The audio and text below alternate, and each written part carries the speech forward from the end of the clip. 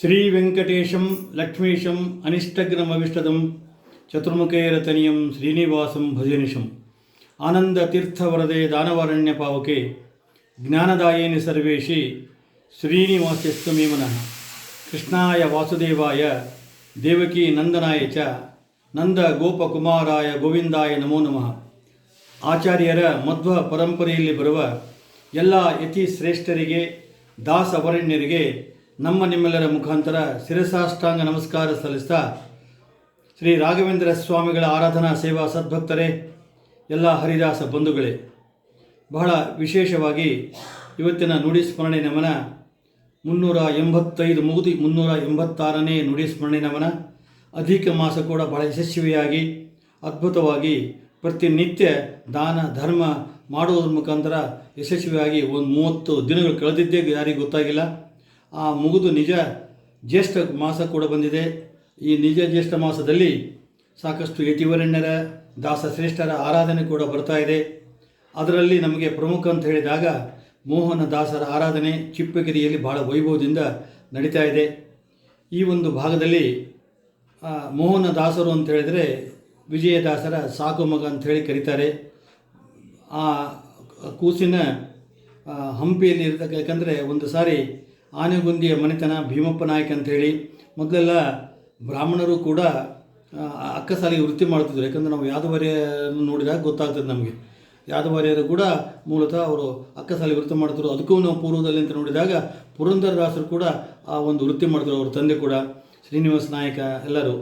ಹೀಗಾಗಿ ಕೆಲ ಬ್ರಾಹ್ಮಣರಿಗೆ ಆ ಒಂದು ಕಸುಬು ಒಗ್ಗಿಬಿಟ್ಟಿತ್ತು. ಅಂದರೆ ಭಗವಂತನ ಮೂರ್ತಿಗಳನ್ನು ಮಾಡೋದೇ ಮೇನ್ ಕೆಲಸ.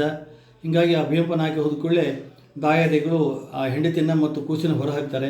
ಆಕೆ ಬಂದು ಹಂಪಿಯಲ್ಲಿ ಸತ್ರಯಾಗಿ ಮಾಡ್ತಿರ್ತಾರೆ ವಿಜಯದಾಸರು 60 ದಿನ ಮಾಡೋ ಕಾಲಕ್ಕೆ ಇನ್ನೇನು ಊಟ ಆದರೂ ಹೊರ ಹೋಗುತ್ತೆ ಅಂತೇಳಿ ಮಾಡಿದಾಗ ಕೊನೆಯ ದಿನ ಇನ್ನೇನು ಕಾರ್ಯಕ್ರಮ ಮುಗೀತು, ಅಲ್ಲಿ ಸ್ವಲ್ಪ ಹೇಸಿ ಕೆಲಸ ಮಾಡಿದ್ದಕ್ಕೆ ಎಲ್ಲರೂ ಬೈತಾರೆ. ಎಲ್ಲರೂ ಇಂಥದ್ದು ಬರಬೇಕಾಗೈತಿ, ಯಾಕೆ ಬರಬೇಕಾಯ್ತು ಏಮ್ಮ ಅಂತೇಳಿ.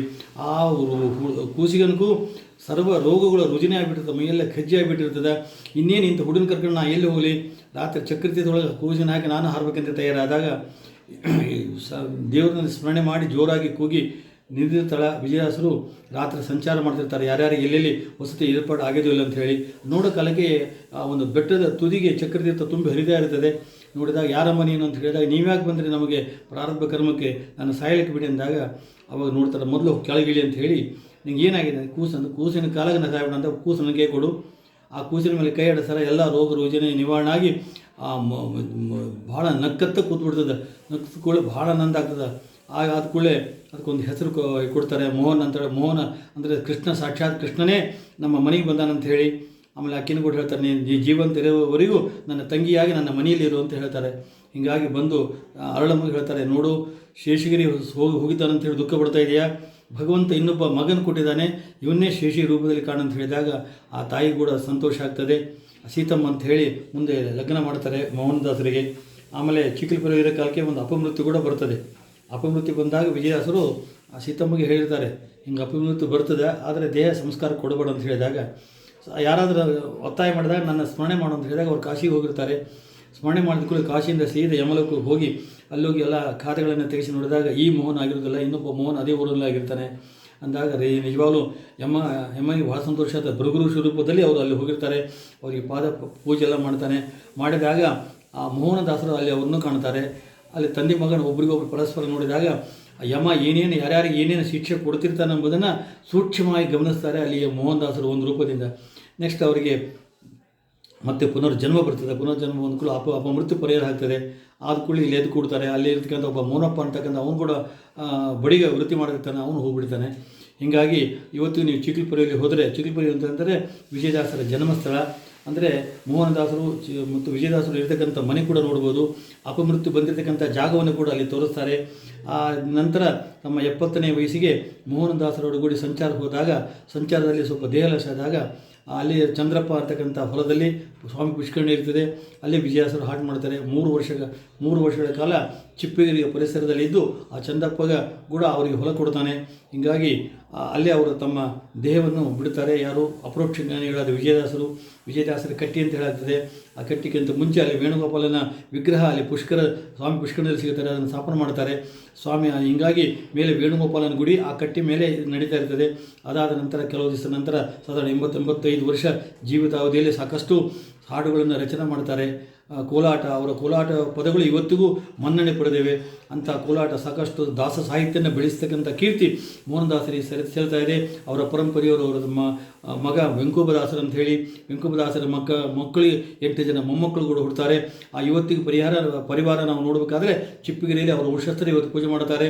ಸಾಕ್ಷಾತ್ ವಿಜಯದಾಸರ ಮೀಟಿದ ತಂಬೂರಿ ನಾವು ಚಿಪ್ಪಗಿರಿಯಲ್ಲಿ ನೋಡ್ಬೋದು. ಮೋಹನದಾಸರ ತಂಬೂರಿ ಕೂಡ ಇದೆ. ಅಂಥ ಪರಮ ಪವಿತ್ರ ಕ್ಷೇತ್ರ ಚೀಪ್ಕಲ್ ಪರಿವೆಯಲ್ಲಿ ಹುಟ್ಟಿದ್ರು ಕೂಡ ಚಿಪ್ಪಗಿರಿಯಲ್ಲಿ ಅವರು ಕಟ್ಟೆ ಅಂತೇಳಿ 2 ಕಟ್ಟೆಗಳು ನೋಡ್ಬೋದು. ಇದು ವಿಜಯದಾಸರ ಕಟ್ಟೆ, ಮೋಹನದಾಸರ ಕಟ್ಟೆ. ಅಂಥ ಅದ್ಭುತ ದರ್ಶನ ಎಲ್ಲರೂ ಪ್ರತಿಯೊಬ್ಬರು ಮಾಡಬೇಕು. ಈ ಆರಾಧನೆಗಳಲ್ಲಿ ಪ್ರತಿನಿತ್ಯ 5,000 ಜನಕ್ಕೆ ಅನ್ನ ಸಂತರ್ಪಣೆ ಕಾರ್ಯಕ್ರಮ ಭವ್ಯದಿಂದ ಆಗ್ತಾಯಿದೆ. ಅಲ್ಲಿ ಸಾಕಷ್ಟು ಸೌಕರ್ಯಗಳನ್ನು ಕೂಡ ಅಲ್ಲಿ ಆಸಕ್ತರು ಮಾಡಿಕೊಟ್ಟಿದ್ದಾರೆ.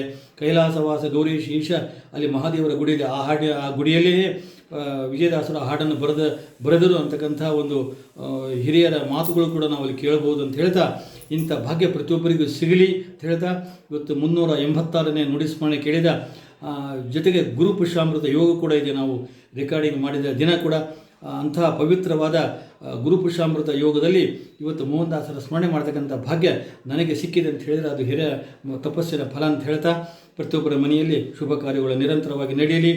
ಎಲ್ಲರಿಗೂ ಅಭಿನಂದನೆಗಳು, ಅಭಿವಂದನೆಗಳು. ಮುಂದಿನ ವಾರ ಶ್ರೀಪಾದರಾಜರ ಬಗ್ಗೆ ನೋಡೋಣ ಎಲ್ಲರೂ.